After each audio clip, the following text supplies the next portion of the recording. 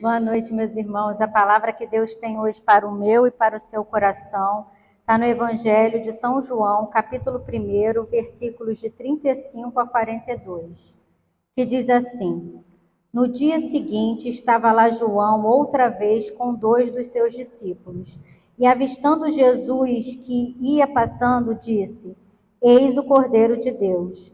Os 2 discípulos ouviram falar e seguiram Jesus. Voltando-se Jesus e vendo o que seguiam, perguntou-lhes: Que procurais? Disseram-lhe: Rabi, que quer dizer mestre, onde moras? Vinde e vede, respondeu-lhe ele. Foram aonde ele morava e ficaram com ele aquele dia. Era cerca da hora 10ª. André, irmão de Simão Pedro, era um dos 2 que tinham ouvido João e que o tinham seguido. Foi ele então logo à procura de seu irmão e disse-lhe: Achamos o Messias, que quer dizer Cristo. Levou-o a Jesus, e Jesus, fixando nele o olhar, disse: Tu és Simão, filho de João, serás chamado Cefas, que quer dizer pedra. Palavra da salvação. Glória a vós, Senhor. Meus irmãos, essa palavra, vou tirar meu óculos porque essa palavra que Deus tem hoje para nós, Ele quer falar sobre o senhorio dele nas nossas vidas, né? Aqui, João Evangelista, ele fala de João Batista, né? João Batista, nos versículos anteriores, ele avistou Jesus, né? E esse é o outro dia que ele já primeiramente tinha avistado. João Batista, nos dias anteriores, ele tinha sido questionado por alguns sacerdotes e levitas que os judeus tinham enviado para perguntar se ele era o Cristo, ou se ele era um profeta, ou se ele era até mesmo Elias, porque ele batizava naquela época. E ele diz: Eu não sou o Cristo. E ele pergunta então quem ele era, né? Porque ele batizava. E ele fala: Eu sou a voz que clama no deserto, endireitando os caminhos do Senhor, como diz o profeta Isaías. Eu não sou digno nem de desamarrar, nem de desatar as sandálias dos pés do Cristo. E ele avista no dia anterior Cristo. E ele fala: Eis o Cordeiro de Deus que tira o pecado do mundo. Nesse outro dia que ele estava com os seus 2 discípulos, ele avista Jesus de novo. E ele aponta Jesus para esses discípulos. Por que eu quis contar, né, essa história antes? Né? A importância do senhorio de Deus nas nossas vidas. Assim como Deus era o Senhor da vida de João, João tem essa facilidade de ver Cristo, de discernir Cristo e de apontar para os discípulos dele o Cristo. A partir do momento que ele fala: olha, aquele ali é o Cristo, é ele que vocês devem seguir. Os discípulos que eram de João, eles passam a seguir Jesus. E seguindo Jesus, Jesus vê que ele segue, Jesus volta e pergunta para eles: o que procuras? Né?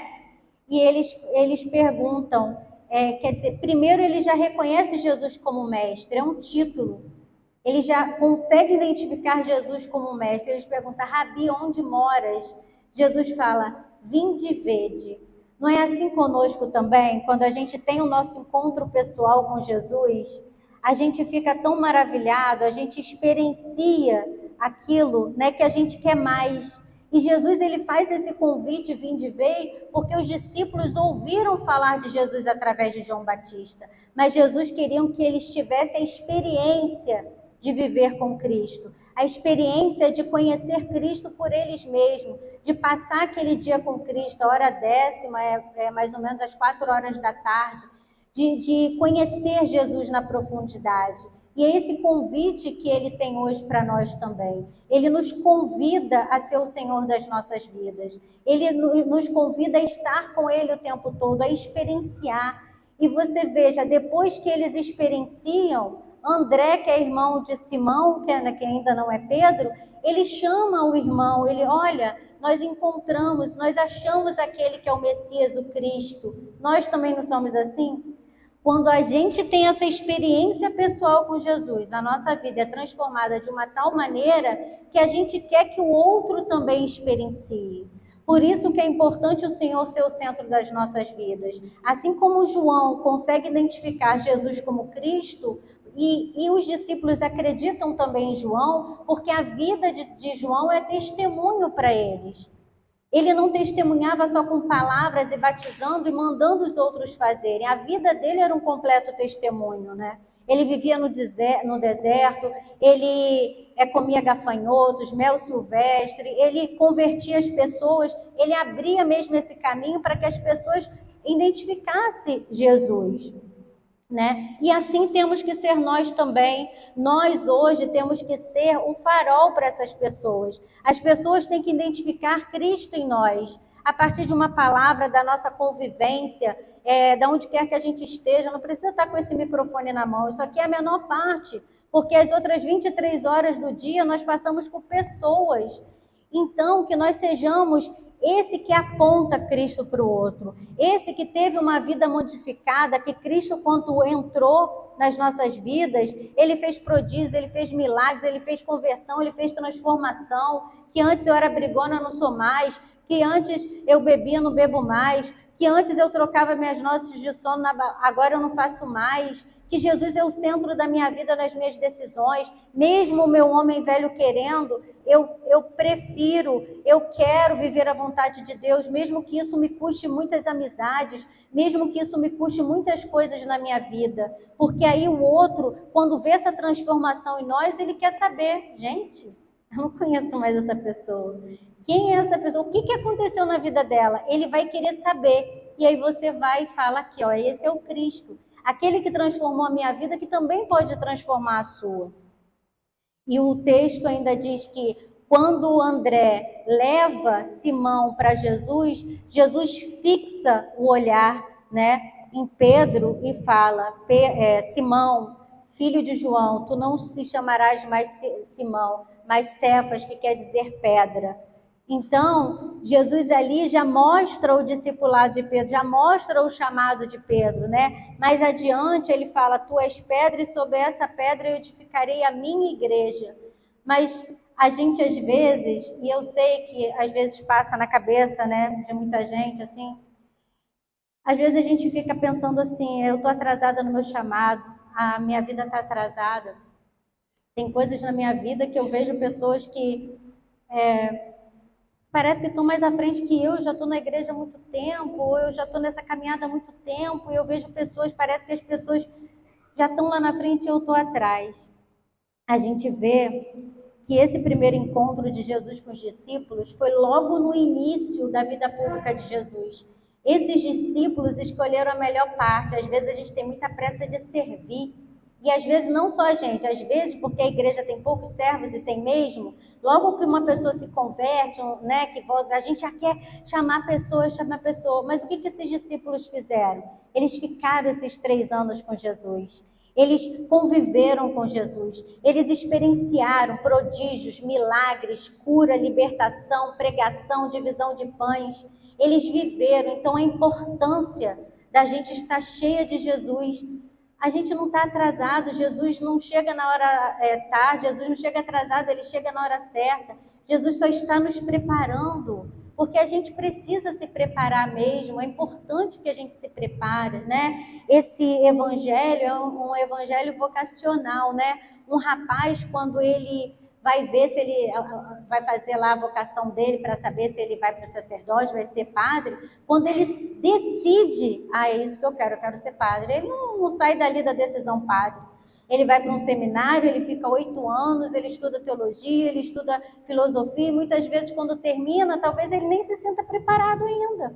Então, são os processos mesmo que a gente vive. E a gente vê pela vida de Pedro, né? Pedro aqui foi já visto por Jesus como a pedra que edificaria a igreja dele, e quantas coisas Pedro, ele não passou, né? Por isso que é o Espírito Santo que temos que clamar sempre.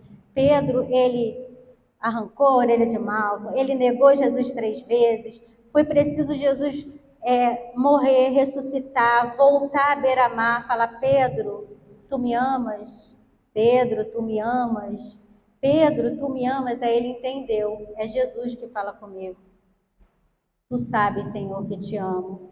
Depois, com a descida do Espírito Santo, é que Pedro, cheio, Pentecoste, cheio do Espírito Santo, Pedro pregou e evangelizou e mais de 3.000, 4.000 pessoas foram convertidas ali naquele dia. A importância do Espírito Santo na nossa vida, né? É esse Espírito Santo que vai transformar esse Simão em Pedro.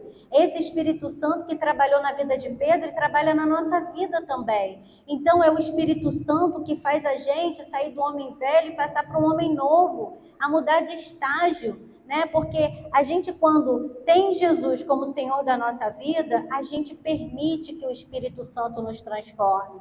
Às vezes eu já passei por isso, de trazer pessoa que não é da igreja na igreja, e a pessoa não ter gostado de atitudes, disso e daquilo, e a pessoa às vezes pergunta pra gente, porque pessoas são decepcionadas dentro da igreja, né? Então a pessoa não acredita nessa transformação. Mas, meus irmãos, o Espírito Santo, ele é poderoso.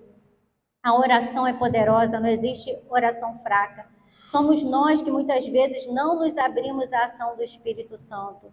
Quando nós temos o Jesus como Senhor das nossas vidas, nós sabemos que estamos em eterna transformação, que nós precisamos nos abrir para o agir do Espírito Santo. Ele que vai mudar o nosso pensar, o nosso falar, o nosso sentir, o nosso agir. E aí Deus vai nos preparando para aquele propósito que Ele tem para a nossa vida. Né? Que nós possamos ter o Senhor como centro da nossa vida, porque só Ele sendo o centro da nossa vida, nós podemos identificar Jesus como o protagonista da nossa história, não tomarmos atitudes precipitadas, né?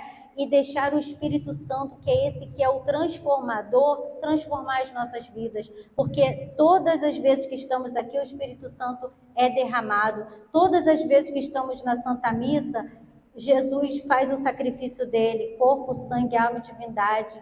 Então sempre, todas as vezes que oramos o texto pedindo a intercessão de Nossa Senhora, milagres são concedidos por Jesus para nós. Então, meus irmãos, são os nossos corações, somos nós que precisamos, ao identificar Jesus como Senhor das nossas vidas, deixar o Espírito Santo trabalhar em nós, fazer essa transformação, porque até a vinda de Jesus ou a nossa morte, nós estaremos em obra, né, em transformação. E glória a Deus por isso, porque cada vez queremos ser melhores em Cristo Jesus. Amém?